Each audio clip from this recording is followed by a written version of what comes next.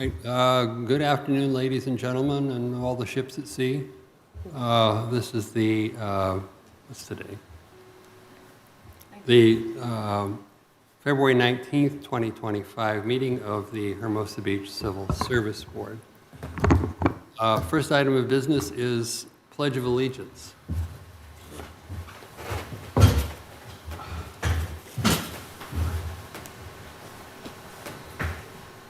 I pledge allegiance to the flag of the United States of America and to the republic for which it stands, one nation, under God, indivisible, with liberty and justice for all.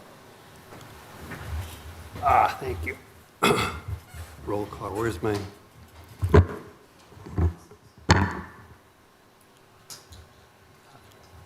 All right.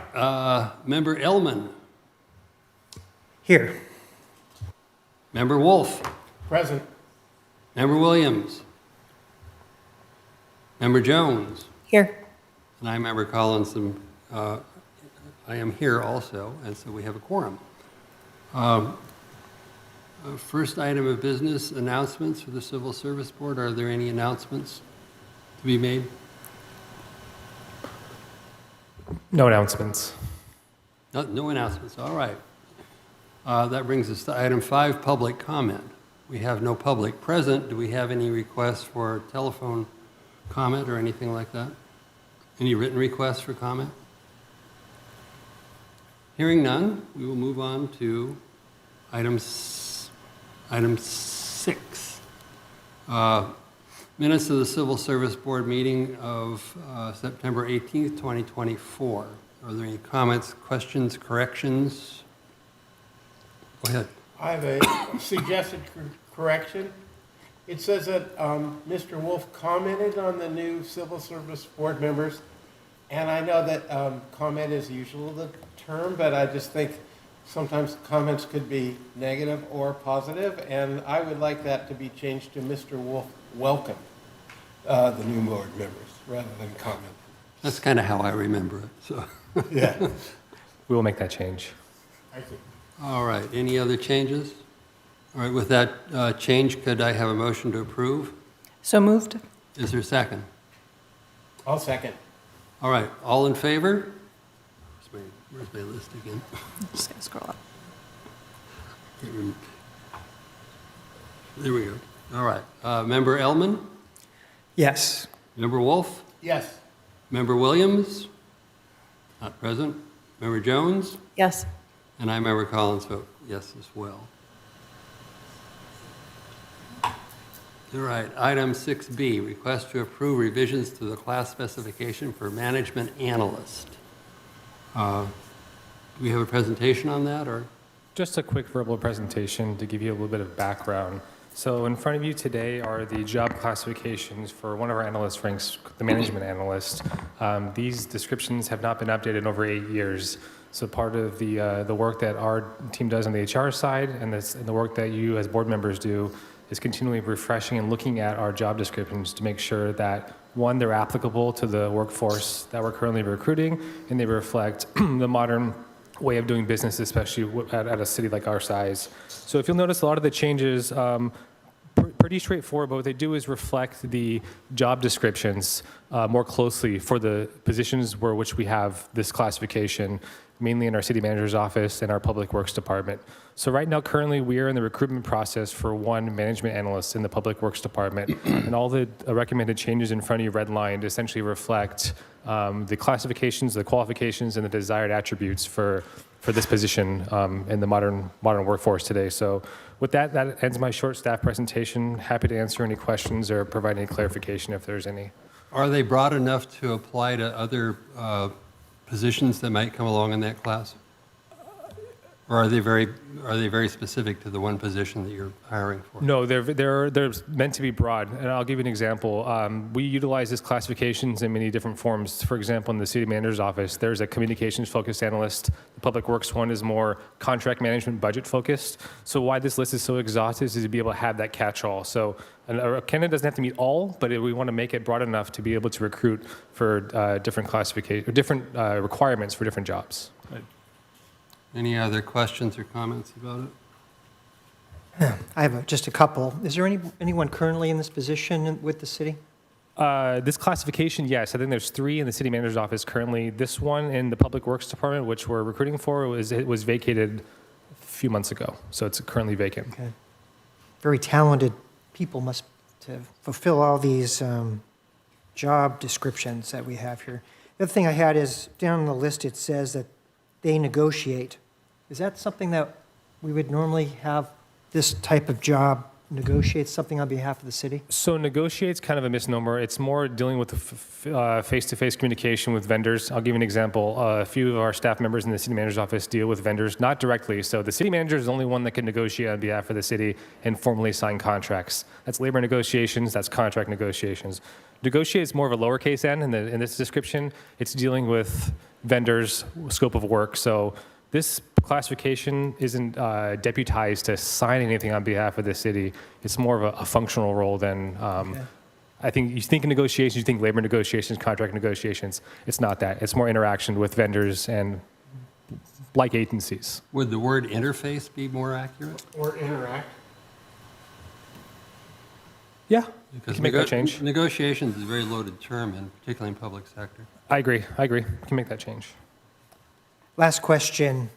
I noticed in the requirements, it talks about vision abilities required to include close vision, blah, blah, blah, and then it talks about hearing and an audio range.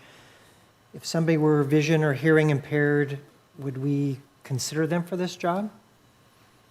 Yes, there's no, I mean, it's an office job, so other than the normal physical that the employee would pass through, there's nothing precluding any kind of physical disabilities from this job. So Okay. unlike a police officer or a construction worker per se, there's nothing more or less very blatant that would preclude someone from this So you're position. more or less describing rather than requiring? Correct.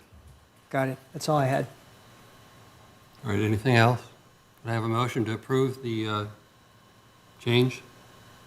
I move to approve the description with the change that we've suggested, substituting the word interact or an appropriate synonym for negotiate. Is there a second? Second.